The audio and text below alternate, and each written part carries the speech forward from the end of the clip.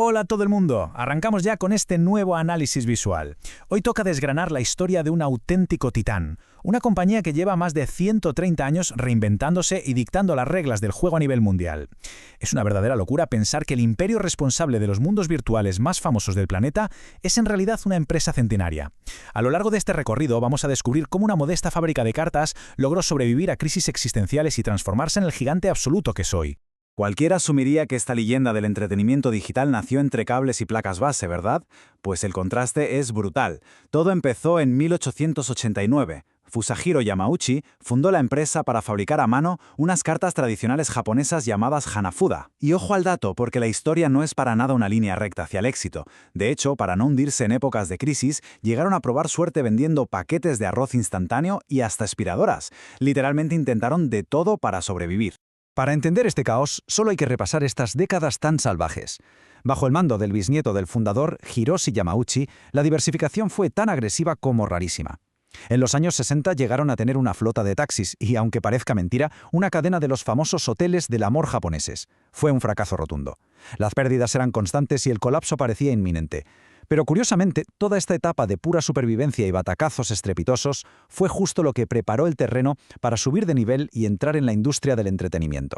Y aquí viene el giro de guión. La salvación no vino de un alto ejecutivo con traje, no, vino de un joven ingeniero de mantenimiento de la fábrica llamado Gunpei Yokoi.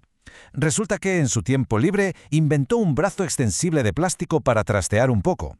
Cuando el presidente lo vio, le encantó y ordenó comercializarlo inmediatamente para la campaña de Navidad. Así nació la Ultra Hand, un juguete que vendió millones de unidades. Este exitazo inesperado fue un antes y un después, haciendo que la empresa abandonara por fin los taxis y el arroz para centrarse de lleno en los juguetes. Pasamos a la sección 1.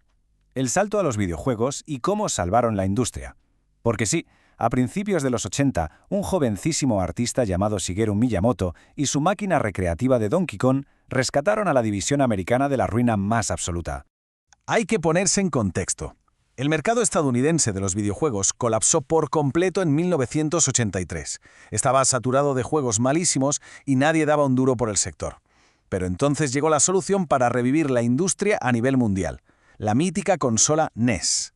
Venía armada con un chip de bloqueo para garantizar un control de calidad súper estricto y, por supuesto, acompañada de títulos legendarios como Super Mario Bros. Y The Legend of Zelda. Prácticamente sin ayuda, esta estrategia resucitó a todo el sector de un plumazo. Toca hacer una pausa rápida para un dato trivial que es una pasada. Al principio, el personaje más famoso de la historia de los videojuegos no se llamaba Mario. En aquel arcade original de Donkey Kong simplemente le decían Jumpman, el hombre saltarín. El nombre definitivo se adoptó un poquito después, y fue en honor a Mario Segale, que era el propietario del almacén que la compañía alquilaba en Washington durante esos difíciles primeros años en Estados Unidos. Una anécdota brutal que quedó inmortalizada para la historia. Y si hablamos de hardware literalmente indestructible, atención a esto. En 1989, la Game Boy y el fenómeno mundial del Tetris redefinieron el concepto de consola portátil, pero su fama de ser un ladrillo irrompible se coronó con un hecho alucinante. Una unidad sobrevivió a un bombardeo real durante la Guerra del Golfo. Tenía la carcasa de plástico completamente derretida, parecía chicle, pero la pantalla y los circuitos internos seguían funcionando perfectamente. De hecho, a día de hoy, esa misma consola se exhibe con orgullo en una tienda de Nueva York. Una locura. Avanzamos a la sección 2, la revolución en 3 dimensiones, o lo que es lo mismo, Nintendo 64 contra PlayStation. Entramos de lleno en la guerra de consolas más feroz de los 90, una época en la que Super Mario 64 le enseñó a todo el planeta cómo moverse y explorar en verdaderos entornos tridimensionales.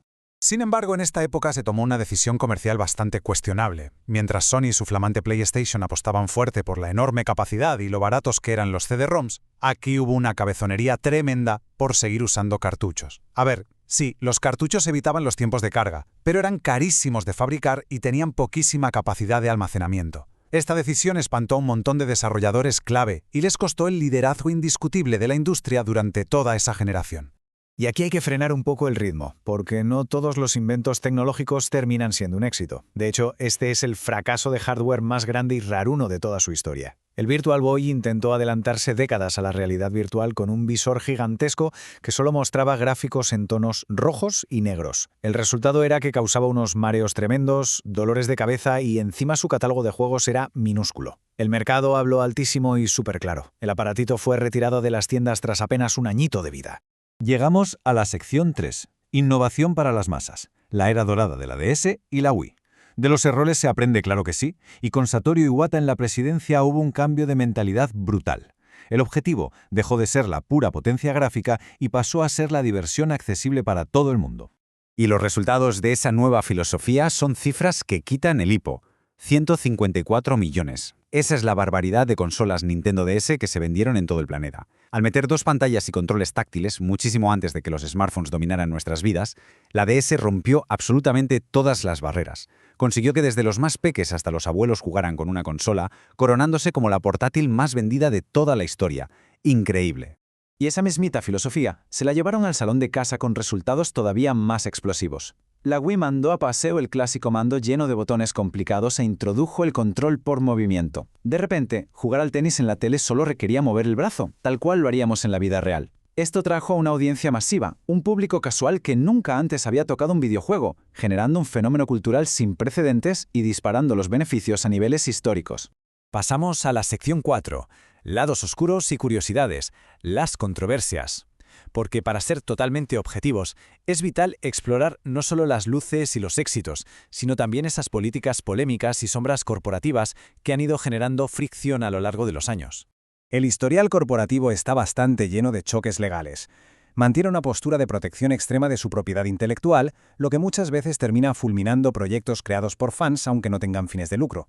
A esto se le suma una guerra legal constante contra cualquier forma de emulación. Además, si miramos atrás, en los años 90 aplicaban una censura súper rígida que borraba cualquier gota de sangre o referencia religiosa en los juegos para mantener una imagen familiar impecable. Y en tiempos más recientes, el famoso fallo de hardware conocido como Joy-Con Drift, donde los mandos registran movimientos sin que nadie los toque, ha provocado un buen número de demandas colectivas a nivel mundial. Pero para cerrar este apartado corporativo con algo un poco más ligero, aquí va un dato que parece sacado de un universo paralelo.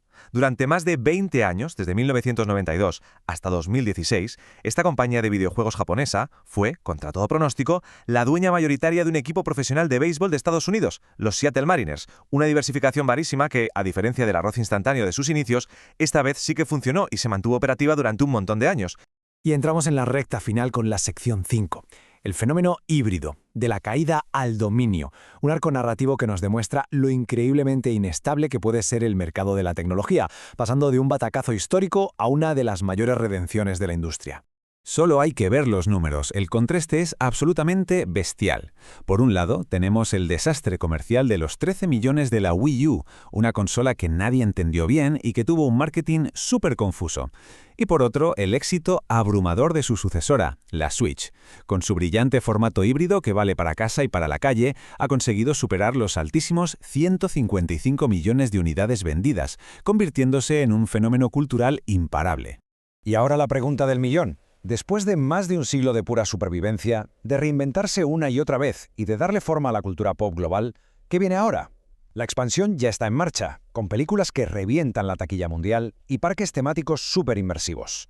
Sus ambiciones han ido muchísimo más allá del hardware de plástico. Sabiendo todo esto y viendo esa inmensa capacidad para resurgir de sus propias cenizas, ¿qué salto revolucionario nos espera en su próximo gran nivel?